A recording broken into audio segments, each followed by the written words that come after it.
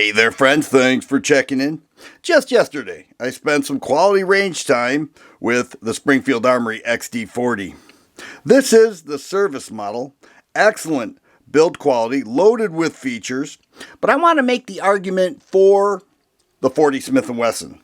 Especially with a handgun like this, it tames the recoil. Now before we get into the 40 and everything like that, let's run down some of the features that this handgun offers. A 4-inch barrel, front serrations, ships with two 10-round magazines. However, 12-round magazines are available. It does have front serrations right there for the press checks. 3-dot sights, and it does have that XD grip safety. Prevents a low grip. It actually demands a high grip on the pistol, making it more comfortable to shoot, and it feels better in your hand as you manage the recoil. It has a rail there, a striker fire indicator on the rear of the slide. On top of the slide, a loaded chamber indicator, 3-dot sights that are metal, and an ambidextrous magazine release. The trigger I'm measuring right at 5.5, well, between 5.5 and 6 pounds, with a nice positive reset right there.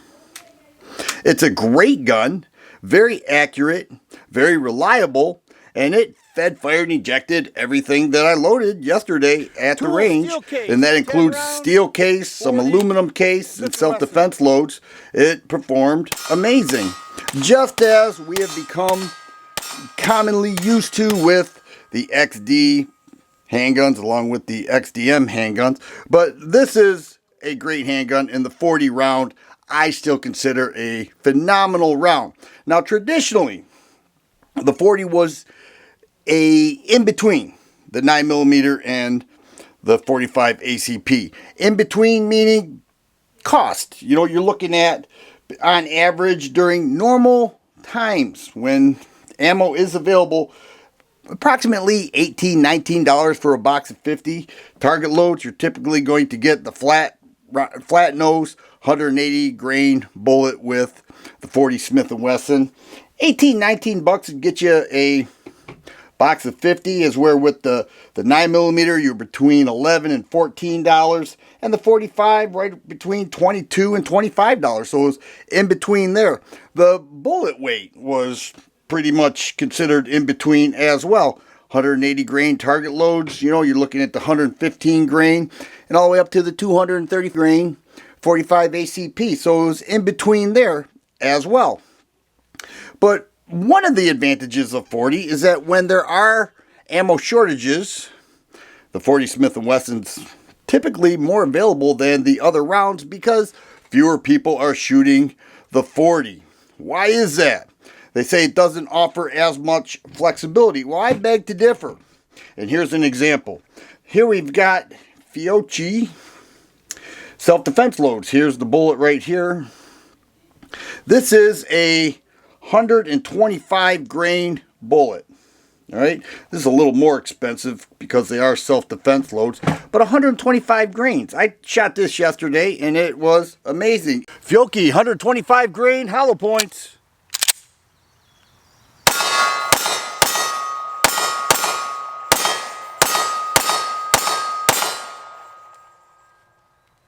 And it goes all the way up to 180 grain. Here's Remington Ultimate Defense self-defense round.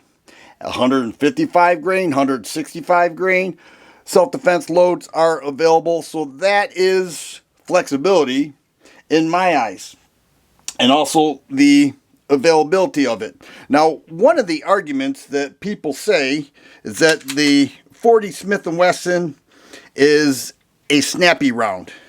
Well, if we look inside, or the internals here, we've got a dual recoil spring right here that is rather tight, and we've got the 4-inch barrel. This tames the recoil substantially. So when I hear that the 40's snappy, well, perhaps a little more with the subcompact models, but not with this. I'm just not seeing it. Now, the subcompact models, sure, you're looking at a snappy handgun. Many people say the 380 ACP is a snappy handgun given the size of the pistol, but I didn't feel it. I'm slowing down some shooting that I did yesterday, and you can see that it really was not too hard to handle. A very much manageable round. You're also getting a larger bullet.